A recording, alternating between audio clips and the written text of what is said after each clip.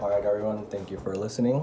Today I will be discussing why I think the United States should not be involved militarily in the Middle East.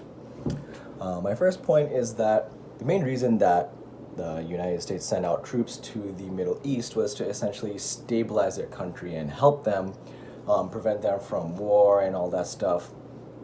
Unfortunately, what happened is that, as we know, there's been a lot of destabilization, so we unnecessarily sent a lot of troops out there, and there was no benefit to what we did. There was a lot of money spent. Later on in the video, I will mention just a general brief idea of how much money was spent, but there was a lot of money spent, there was a lot of lives lost, and at the end of the day, there was no benefit for the United States to send out troops to the military. So again, my first point is that our main reason to send out the troops was to help them, but unfortunately that did not occur. We destabilized their country, their economy, their land, and we did do a lot of damage to them. Again, my second point will be that it was not our intention to essentially destroy their lands, disrupt their economy and such, but what our intention was to help them, but unfortunately, as we all know, that did not happen. There's been, again, a lot of lives lost in the meantime. Our intention was to help them, and unfortunately, the exact opposite did occur. Now, if we did leave earlier, maybe there would not be as much chaos as there is right now. Again, the United States has been sending troops into the Middle East for a while, but if we retrieved them before, then none of this chaos would have occurred. Now, my third point will be finances. Sending out troops to these countries is not cheap at all. Again, as I mentioned previously, it did cost a lot of money to be able to send our troops to foreign lands. It cost us more than $2 trillion just to send out our troops. Again, that's a lot of money that was being spent, that's a lot of resources, and there's also a lot of time that was spent, and essentially there was no gain on our end, yet we destroyed their countries.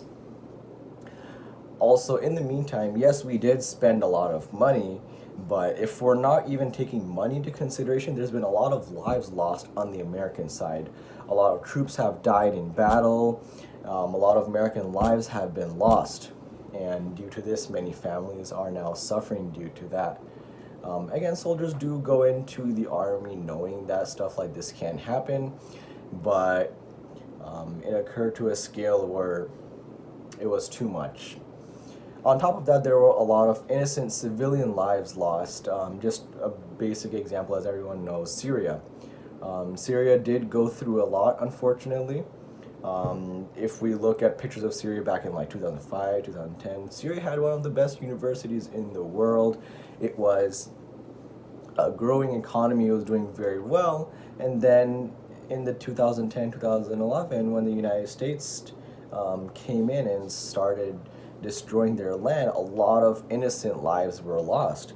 Over the past 5 or 6 years, I feel like the United States did not really demonstrate on the news of the amount of lives lost, yet if 1 or 2 lives are lost over here, we make a very big scene of it. Again, I'm not saying that's not wrong, but again, there's been no emphasis on the amount of lives that have been lost in the Middle East.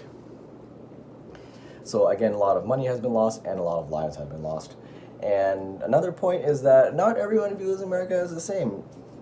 Say, for example, Canada views us a certain way.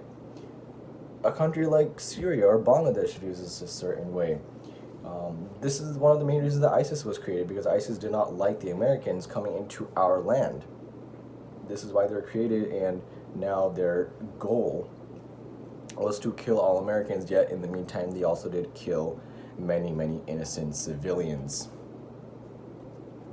Now, my last point will be that the United States could have done this differently.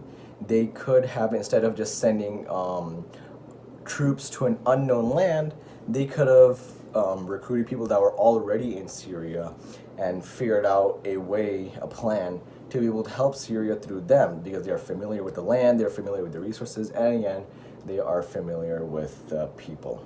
Thank you for listening.